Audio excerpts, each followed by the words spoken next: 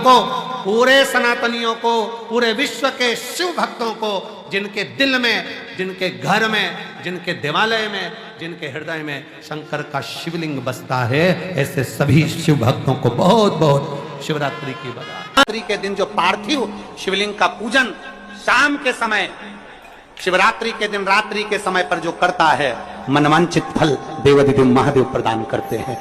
एक नियम बना लो, 12 महीने शिवरात्रि आती है, हर महीने शिवरात्रि पड़ती है, महीने में 2 बार प्रदोष पड़ती है। या तो प्रदोष का नियम बनाओ या शिवरात्रि का नियम बनाओ। जिस व्यक्ति की जिंदगी में केवल घाटा ही घाटा लिखा हो, दुख ही दुख लिखा हो, और कई साल हो गए हों किराए के मकान में रहते हुए या तकलीफ को भोगते भोगते, परिवार में कहीं सुख है ही नहीं, 2 पौधे को याद रखना। जिसकी जिंदगी में दुख ही दुख लिखा, कष्ट ही कष्ट लिखा, परेशानी परेशानी लिखी, तो मंदार और शमी, ये 2 पौधे ऐसे हैं जो जीवन में सुख प्रदान करते हैं। एक नियम बना लो, 12 महीने शिवरात्रि आती है, हर महीने शिवरात्रि पड़ती है, महीने में 2 बार प्रदोष पड़ती है। या तो प्रदोष का नियम बनाओ या शिवरात्रि का नियम बनाओ। एक काम करना चालू करो, थोड़ी सी मिट्टी शमी के पेड़ के नीचे की और थोड़ी सी मिट्टी मंदार के पौधे के नीचे की, दोनों को लाओ, अच्छा मिलाकर उसका एक शिवलिंग का निर्माण करो और उस शिवलिंग का पूजन प्रदोष काल में शाम के समय शिवलिंग के सामने 2 घी के दिए जलाकर, जैसी घर में पूजन करते हो वैसी की वैसी पूजन करो, आरती करो, थोड़ा सा भोग लगाकर निवेदन कर कर उस शिवलिंग का बाद में विसर्जन करो। 5 या 7 प्रदोष कर लो या 5 या 7 शिवरात्रि कर लो। आपको किसी के आगे हाथ नहीं फैलाना पड़ेगा, मेरा देवाधिदेव महादेव स्वयं भंडार भरना प्रारंभ कर देगा, स्वयं शिव भंडार भरेगा। मंदार और शमी के वृक्ष के नीचे का वो फल होता है जो सुख देता है, जो सुख देता है, जो हमें आनंद प्रदान करता है।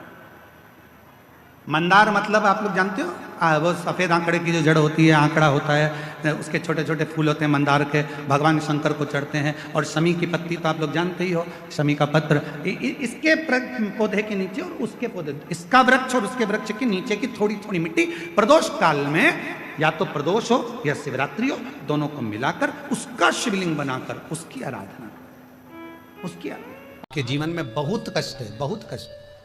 5 कमलगट्टे, 5 बेलपत्र तांबे के लोटे में जल भरकर रख लीजिए। सीधे हाथ पर उस कलश को रखो जिसमें 5 कमलगट्टे और 5 बेलपत्र रखिए। श्री शिवाय नमस्तुभ्यम, इस मंत्र का 5 बार स्मरण कर कर आपको जो तकलीफ है उसको हृदय चित्त से धरकर मस्तक से कलश को लगाकर किसी एकांतेश्वर महादेव पर, जिस शिवलिंग पर कोई पूजन करने ना जाता हो, एकांत में बैठे हो, जंगल में बैठे हो, कहीं किसी वृक्ष के नीचे विराजमान हो, ऐसे एकांतेश्वर महादेव पर अपनी कामना कर कर वो जल समर्पित कर दो। 1 बेलपत्र, 1 कमलगट्टा उठाकर अपने घर पर लेकर आ जाओ। जो तकलीफ बहुत ज्यादा हो रही है 5 दिन में आपको मालूम पड़ जाएगा, 5 दिन में अंतर आ जाएगा। ट्री के वृक्ष के नीचे जौ के आटे का चौमुखी दिया, सरसों का तेल डालकर, उसमें काली तिल डालकर, उसमें एक सफेद फूल डालकर, बेलपत्री के वृक्ष के नीचे जैसे एक चौमुखी दिए को, जौ के आटे के दिए को लगा दिया जाता है। जो व्यक्ति चिड़चिड़ करता है, जो व्यक्ति क्रोध करता है, जो व्यक्ति अपशब्द बोलता है, आड़ा टेढ़ा बोलता है, ताने देता है, ईर्ष्या रखता है, घर में चिड़चिड़ करे, पूरे घर को अस्त व्यस्त कर कर रखा, उस व्यक्ति का नाम और गोत्र बोलकर मात्र किसी भी महीने की शिवरात्रि पर, हर महीने शिवरात्रि आती, किसी भी महीने की शिवरात्रि पर 1 दिया लगा दिया जाए, व्यक्ति अपशब्द कहना बंद कर देता है, उसका प्रेम प्रबल हो जाता है, उसकी ईर्ष्या समाप्त हो जाती है, उसकी नफरत समाप्त। कभी आपको ऐसा लगे कि मेरे घर में बहुत ज्यादा मात्रा में क्लेश रहता है, बहुत झगड़ा, परिवार में विवाद, तो प्रयास करा करो जब आप देवाधिदेव महादेव को जल चढ़ाने के लिए जाएं और प्रदोष का यदि दिन हो या महीने की शिवरात्रि हो या प्रदोष का दिन हो, तो उंगली में ही भले एक उंगली में जरा सा शहद लगा कर ले जाओ और अशोक सुंदरी वाली जगह पर और शिवलिंग पर उस शहद को लगाकर जल चढ़ाने का प्रयास करो। आप दो प्रदोष या 2 महीने की शिवरात्रि अगर आपने कर ली, अपने आप आपके घर में क्लेश समाप्त होता चले जाएगा, शांति बनना प्रारंभ हो जाएगा। शहद में वो फल है, मधु में वो फल है। कामना के वश अगर हम दीप लगा रहे हैं या हमारे मन में कोई भाव उत्पन्न है और हम बाबा से कहना चाहते हैं कि बाबा मेरा ये कार्य है आप पूर्ण करिएगा, तो फिर तो वो दीप का बाती का मुख अपनी ओर रखना, पर कोई कामना नहीं। हम भगवान को केवल इसलिए रिझा रहे हैं कि मेरा भोलेनाथ मेरा भंडार भरे और मेरे घर में सुख समृद्धि दे, तो दीप की बाती का मुख भगवान की ओर होना चाहिए। हर महीने की जो शिवरात्रि आती है, मासिक शिवरात्रि जो आती है, आप 12 महीने का नियम बनाओ कि मैं 12 महीने की शिवरात्रि का व्रत करूं ना करूं। मैं शंकर के मंदिर में 12 महीने जो शिवरात्रि आती है उस शिवरात्रि का नियम लेती हूं कि शिवरात्रि के दिन मैं दिया लगाने 3 जगह पर जाऊंगी। पहला, बोलते जाओ जम के, बेलपत्री के नीचे। दूसरा, शंकर भगवान के मंदिर में या शिव मंदिर की चौखट पर। तीसरा, आंवले के वृक्ष के नीचे। ये 3 जगह पर आप प्रणाम कर कर, झोली पसार कर बाबा देवाधिदेव महादेव, माता लक्ष्मी और पार्वती के नाम से दिया लगाना प्रारंभ कर दीजिए। 3 महीने की शिवरात्रि पूरी हो, ये निश्चित है। शिव जी का अगर कोई व्रत कर रहे हो तो उस दिन आप भगवान शंकर को चढ़ाने के लिए बेलपत्र मत तोड़ो, 1 दिन पहले तोड़ो। दुख की जिंदगी चल रही है, बेलपत्र लीजिए और 7 चावल के दाने से बेलपत्र के मध्य वाली पत्ती पर रख लीजिए। पत्र 7 चावल के दाने मध्य पत्ती पर, मध्य पत्ती पर 7 चावल के दाने, पीला चंदन को घिस कर उसकी एक गोली बनाए, एक गोली गोल कर शिवलिंग जैसी गोली बनाकर चावल के दाने पर रख लो। एक स्थान पर रखकर घर के अंदर ही उसका पूजन कर लो, अंदर दिए से आरती कर ऐसी कैसी ही बेलपत्र अशोक सुंदरी वाली जगह आप रख दीजिए। ये किसी भी प्रदोष के दिन या किसी भी सोमवार की अष्टमी के दिन या किसी भी विशेष शिवरात्रि के दिन आप ये एक बार केवल करना है और अपने मन की कामना कर कर उसको रखकर बाबा को घी का 2 दिया लगाकर आ जाना है। मेरा भोलेनाथ आपका हाथ पकड़कर आपको कॉम्पिटिशन एग्जाम में विजय दिलाएगा। मेरे मंदिर में शिवरात्रि के दिन तूने दीप लगाया, प्रकाश कर, मेरे शिवालय में तूने प्रकाश कराया, मैं तुझे वर देता हूं, कुबेर के सिंहासन पर तू बैठेगा।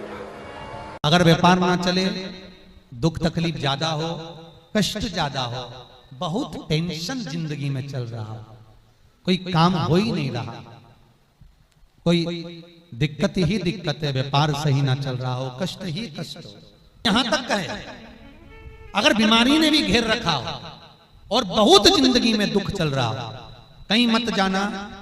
प्रत्येक महीने प्रदोष आती है, हर महीने शिवरात्रि प्रदोष आती है। 1 लोटा पानी, 5 बेलपत्र,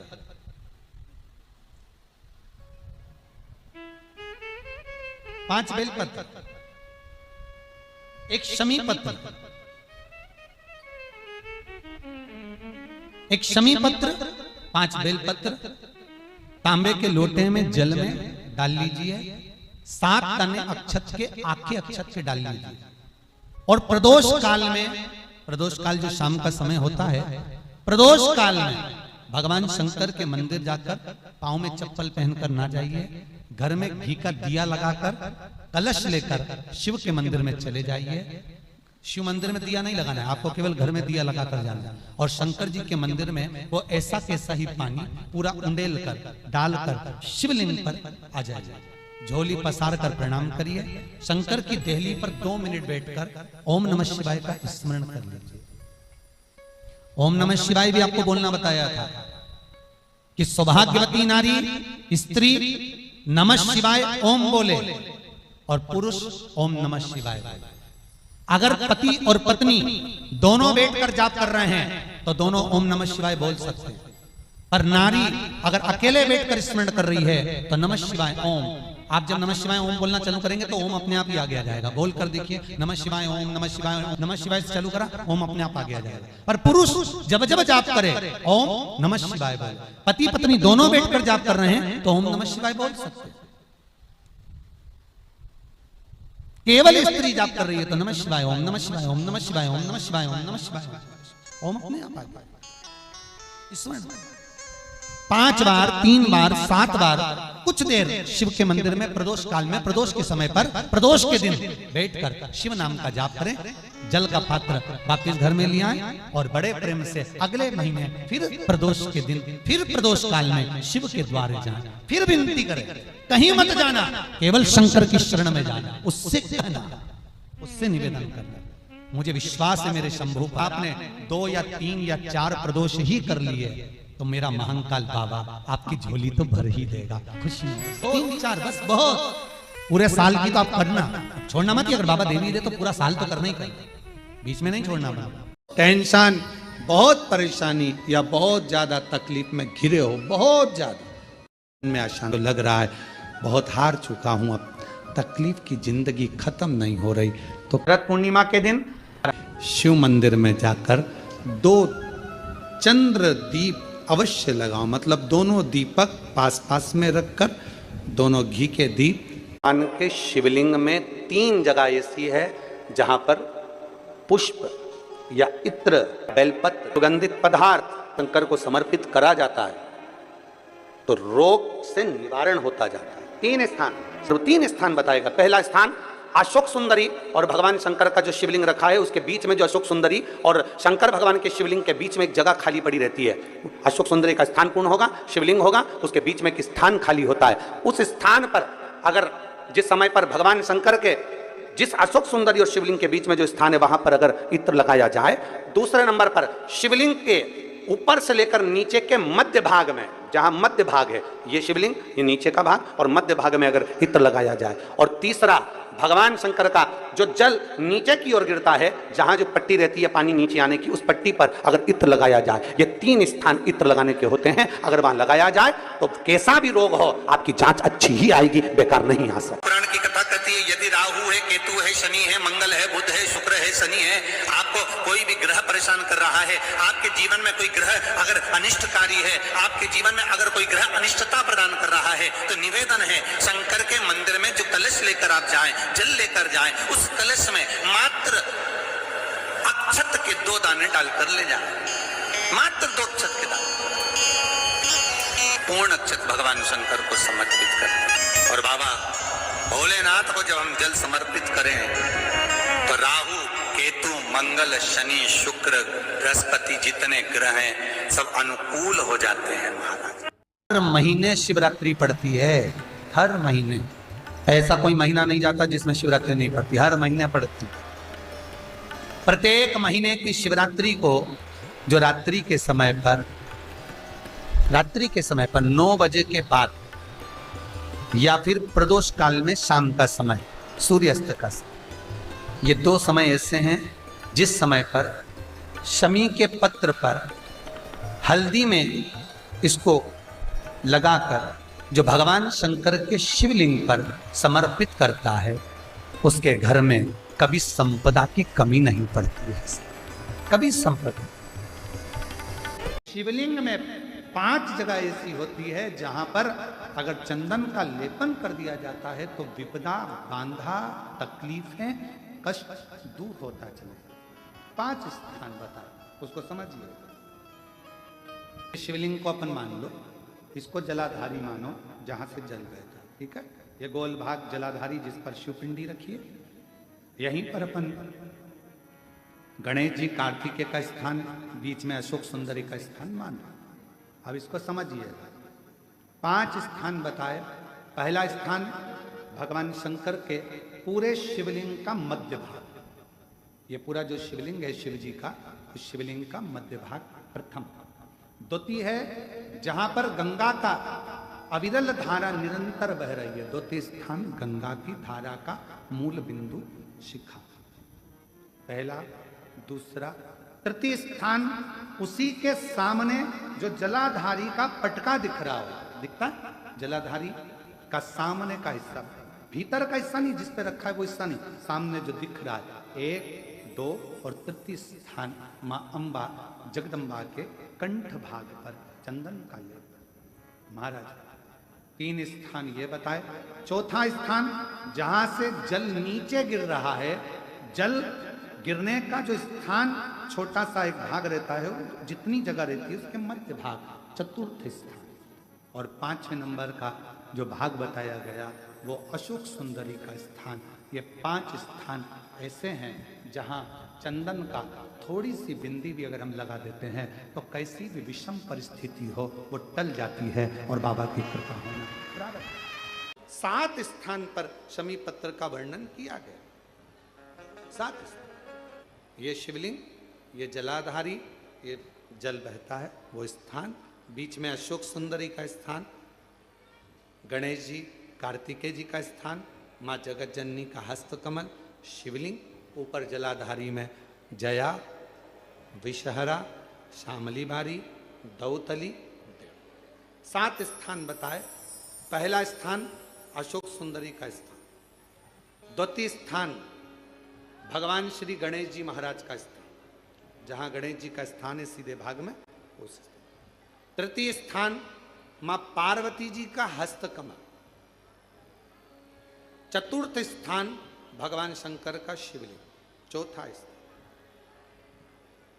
5वां स्थान नंदी का उठा हुआ चरण, जो नंदी का पांव उठा हुआ रहता है एक आगे वाला, 5वां स्थान। और 2 शमी पत्र भगवान शंकर के सम्मुख में से अपनी कामना कर 3 बार पंचाक्षर मंत्र का या श्री शिवाय नमस्तुभ्यम का स्मरण कर वो शमी पत्र भगवान शंकर के शिवलिंग पर फिर समर्पित कर दिया जाए। अगर ये 7 शमी पत्र समर्पित कर एक बेलपत्र शिव जी को समर्पित करा जाता है तो धीरे धीरे कैसा भी बड़े से बड़ा रोग हो वो धीरे धीरे कटना प्रारंभ हो जाता है। को हम जो जल चढ़ाते हैं उसका एक तरीका भी हमारी जिंदगी में अगर हमने उसको स्मरण में रख लिया तो हमारी कार्य की सिद्धता को सिद्ध कर दे। सीधे जल चढ़ाना, दक्षिण में बैठकर उत्तर की ओर मुख कर कर जल चढ़ाना, अशोक सुंदरी से लेकर शिवलिंग तक जल चढ़ाना,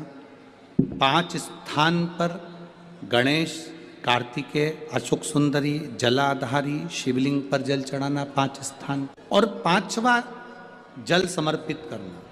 5वां शिव जी को 5म नंबर का जो जल आता है, जो जलाधारी है, ऊपर जिसमें पानी भरा रहता है और नीचे एक एक बूंद टपकता रहता है, जलाधारी में जल समर्पित कर कर उसी जल को बचाकर अशोक सुंदरी वाली जगह पर थोड़ा सा चढ़ाकर उसी में से जल शिवलिंग पर जब हम समर्पित करते हैं तो हम जिस कार्य के लिए जा रहे हैं वो कार्य सफल होता है। किसी के यहाँ पर जब बच्चे नहीं होते, 10 साल हो गए, 15 साल हो गए, 20 साल हो गए, 25 साल हो गए, 30 साल हो गए, मन से हिम्मत मत हारना कि मेरे घर बच्चे नहीं है, मैंने इलाज भी करवा लिया, सब दूर चली गई, सारे देवताओं के यहाँ गई, गोदी भी भरवाई, झोली भी भरवाई, नियम भी लिए, बहुत सारा, बहुत पूजन पाठ भी कर ली, फिर भी मेरे घर में बच्चे नहीं है, तो दुखी मत हो, टेंशन मत ले। रजो धर्म का जब 7वां दिन हो तब 7 दिन पूर्ण होने पर बाबा की कृपा से सफेद आंकड़े की जड़ को लो और लाल धागे में उसको, उस जड़ को लेकर जाओ और दोनों पति पत्नी मिलकर उस जड़ को निकालकर भगवान तुमरुकेश्वर महादेव का नाम लो, तुमरुका जी का नाम लो, जिन्होंने शिव महापुराण की कथा को जनमानस को सुनाया।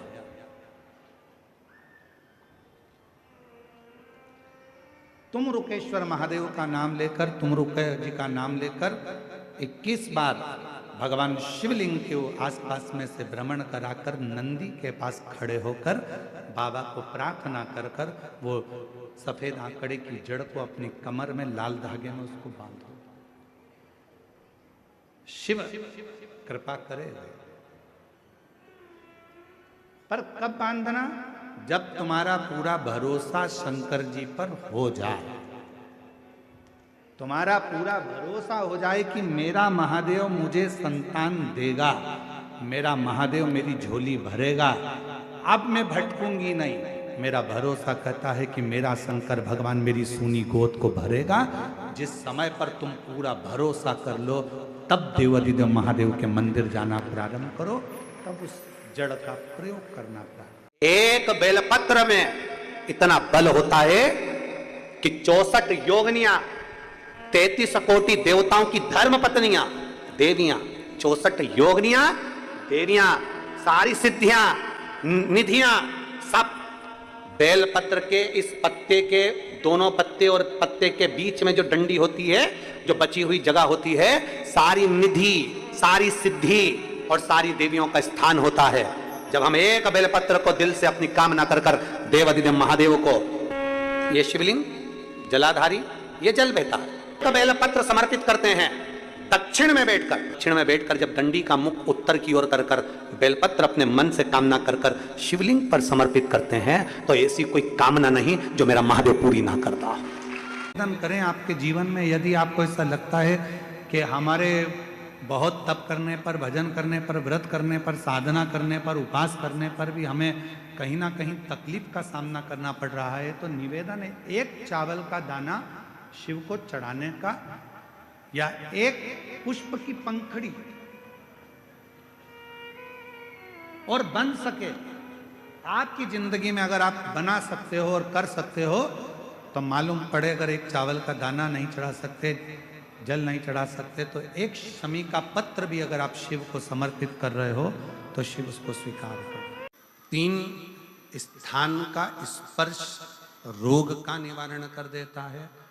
3 जगह पर चढ़ाया गया अक्षत हमारे मन को एकाग्रित कर कर और हमें अपनी मंजिल तक पहुंचा देता है, और प्रदोष और शिवरात्रि के मिलन का महोत्सव हमारे जीवन को आनंदता देगा।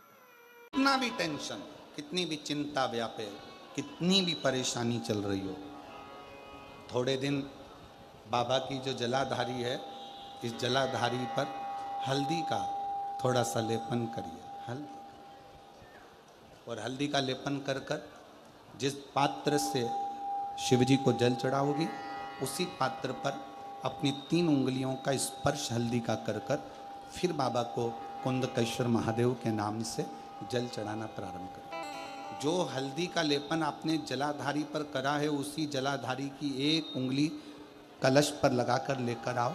घर के अंदर जब प्रवेश करो या व्यापार में प्रवेश करो, तो जो कलश पर हल्दी लगाकर लाए हो, वही दरवाजे के ऊपर थोड़ी सी मात्रा में कुंदकेश्वर महादेव के नाम से लगाना प्रारंभ कर दो। कैसी भी चिंता हो, 7 से 8 दिन में वो चिंता समाप्त होगी ही हो, टेंशन खत्म होगा ही, परेशानी समाप्त। 2 माता ऐसी है, 2 जगत जननी ऐसी है कि दुनिया का कोई भी व्यक्ति कितना भी टोना कर दे, चाहे दुनिया का कोई भी व्यक्ति कितनी भी विद्या कर दे, चाहे दुनिया का कोई भी तांत्रिक, कोई विद्या करने वाला तुम्हारे ऊपर कितनी भी विद्या कर दे, 2 देवी ऐसी है जो उस टोना को, उस विद्या को पलट देती है। 2 देवी ऐसी हैं जो कोई अपने ऊपर अगर विद्या कर रहा है और वो 2 देवी का स्मरण कर लिया जाए, उन 2 देवी का नाम लेकर मात्र शंकर के शिवलिंग के सामने जो अशोक सुंदरी वाली जगह होती है, वहां पर अगर इन 2 देवियों का नाम लेकर अगर जल चढ़ा दिया जाए, तो किसी ने अगर विद्या करी भी होती है तो पलट जाती है। कोई कितना भी बड़ा तुम्हारे लिए तंत्र मंत्र कर रहा हो, वो तुरंत पलट जाता है, एक क्षण नहीं लगता, और उनका नाम लेने से ही पलट जाता है। 2 देवी, एक प्रत्यग्रा माता, एक है प्रत्यग्री माता, और दूसरी है दंतेश्वरी माता, जिसका काली पुराण में विशेष वर्णन लिखा। और दंतेश्वरी माता का स्मरण यहां तक अथर्व वेद में भी वर्णित किया गया प्रत्यग्री माता का। काली पुराण में तो है, देवी भागवत में भी है। ये जो 2 देवियां हैं, एक प्रत्यग्री माता और दूसरी, जम के बोलो, दंतेश्वरी माता। ये 2 माता ऐसी हैं, अगर भगवान शंकर का ये शिवलिंग है, ये जलाधारी है, माता पार्वती जी का हस्तकमल, और यहाँ सामने एक मोटी सी लाइन होती है अशोक सुंदरी का स्थान। इधर गणेश जी, इधर कार्तिकेय जी। जब हम दक्षिण में खड़े होकर, उत्तर में मुख कर कर, यहाँ खड़े होकर जब हम शिवलिंग पर जल चढ़ाते हैं और अपने जल के पात्र को थोड़ा सा आगे बढ़ाकर हम इस स्थान पर, अशोक सुंदरी के स्थान पर, इस यहाँ खड़े होकर जल चढ़ाते समय इस स्थान पर अपने पानी के लोटे को आगे बढ़ाते हैं और जल को यहाँ गिराते हैं। प्रत्येक गिरी माता का नाम लेकर या माँ दंतेश्वरी का नाम लेकर जब हम चढ़ाते हैं, आज दिन भर में अगर कोई ने भी हमारे ऊपर विद्या करी होती है, वो 2 मिनट के अंदर वो कटकर गिर जाती है और कोई असर नहीं हो पाता। 2 माँ, एक माँ दंतेश्वरी,